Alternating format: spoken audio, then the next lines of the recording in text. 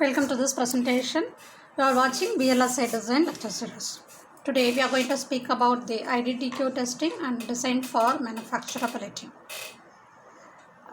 Bridging faults can be called as, or method of testing that a bridging fault can be called as IDDQ test, which means that VDD supply current quotient, that's why IDDQ, or supply current monitoring. This relies on the fact that when a CMOS logic gate is not switching, it draws no DC current except for leakage. When bridging fault occurs, then for some combination of the input conditions, a measurable DC IDD will flow. Testing consists of applying normal vectors, allowing the signals to settle, and then measuring IDD. As potentially only one gate is affected, IDDQ test has to be very sensitive. In addition, to be effective, any circuits that draw DC power such as pseudo NMOS gates or analog circuits have to be disabled. So, dynamic gates can also cause problems. As currents measuring is low, the test must run slower than normal, which increases the test time.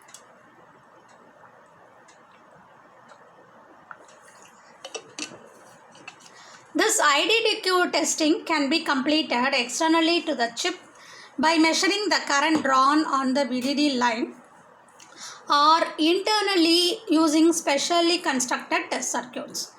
And this technique gives a form of indirect massive observability at little circuit overhead.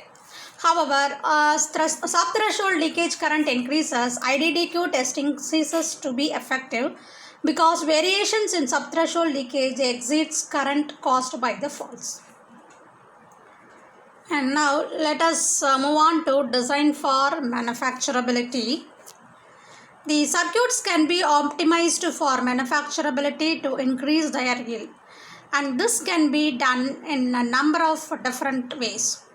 One is physical, that is at the physical level or at the mask level, the yield and hence the manufacturability can be improved by reducing the effect of the process defects. The design rules for a particular process will frequently have guidelines for improving the yield. Now let us see the list that are representative. One is increasing the spacing between wires where possible, and this reduces the chance of defect of a short circuit.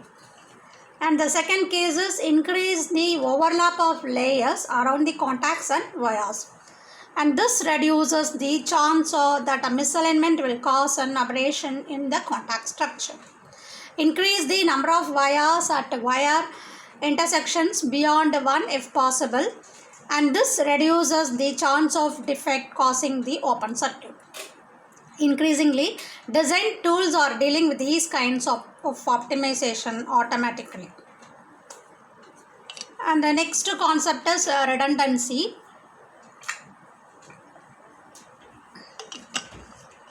Redundant structures can be used to compensate for defective components on a chip.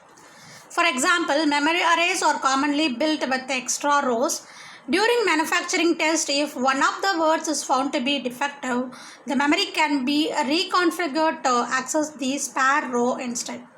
Laser cut wires or electrically programmable fuses can be used for configuration.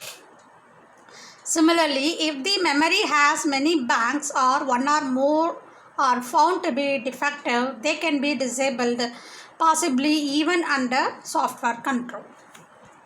And the next case is power.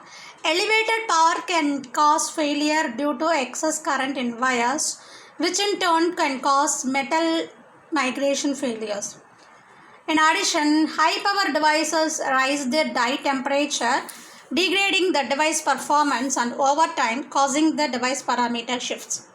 The method of dealing with this component of manufacturability is to minimize the power through design techniques.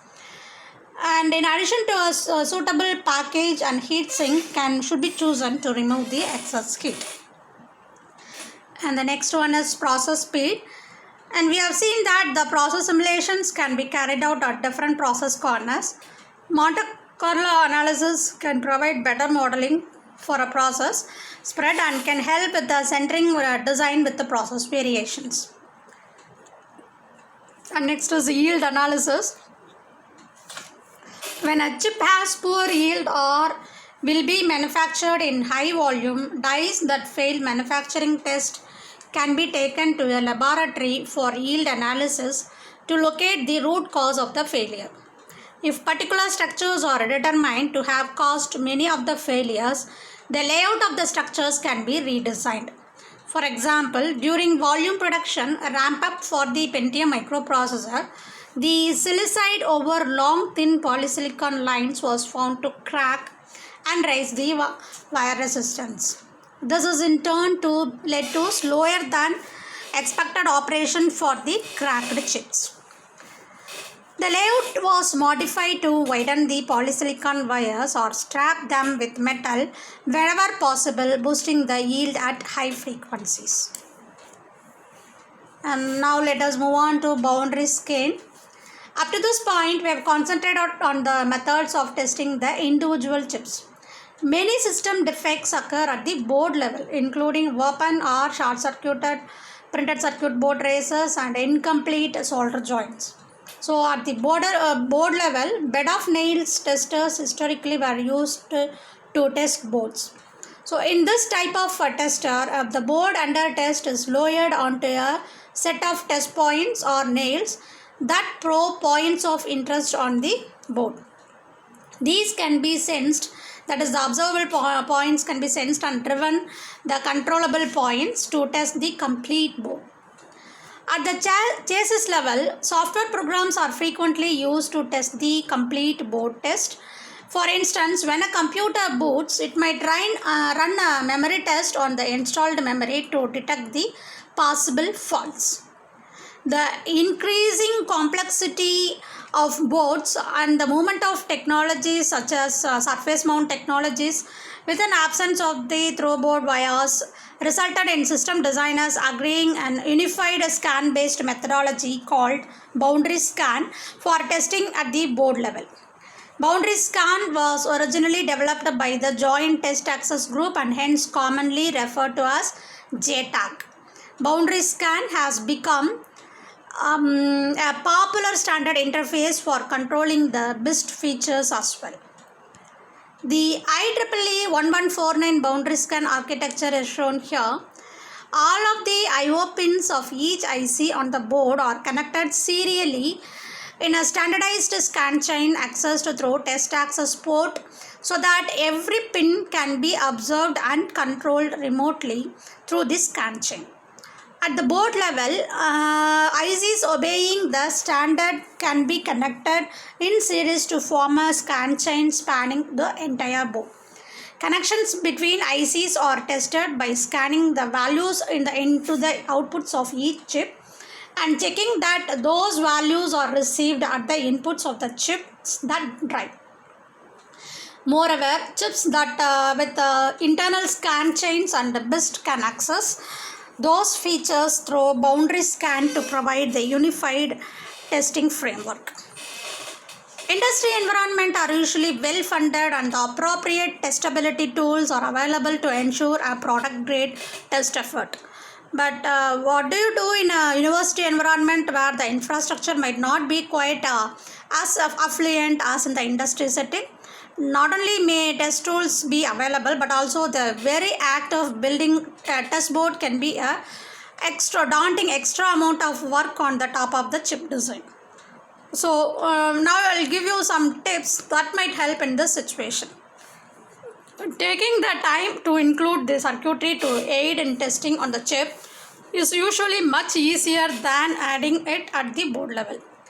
For a start, the integrated environment available for the most IC design flows allows the designer to simulate the test circuitry.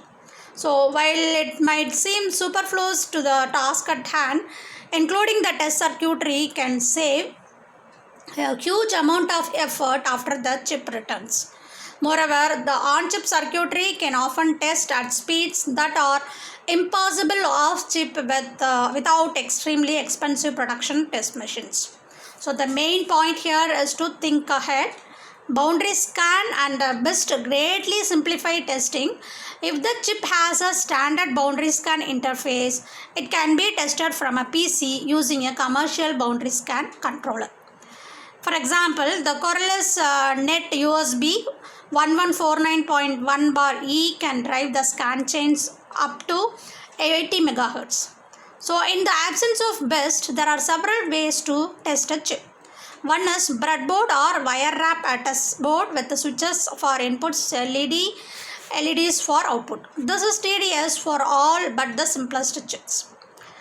And a custom printed circuit board test fixture is even more labor intensive but often necessary for high performance research chips.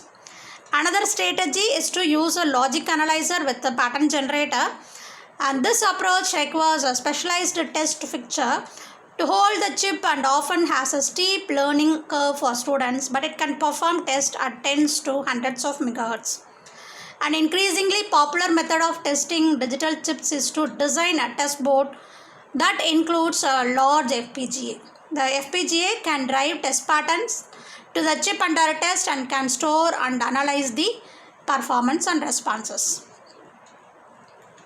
And there are some pitfalls and fallacies where the skilled engineer learns from these mistakes. In most cases, the company extended their verification flow to ensure similar problems would be caught before wrecking the havoc or future products.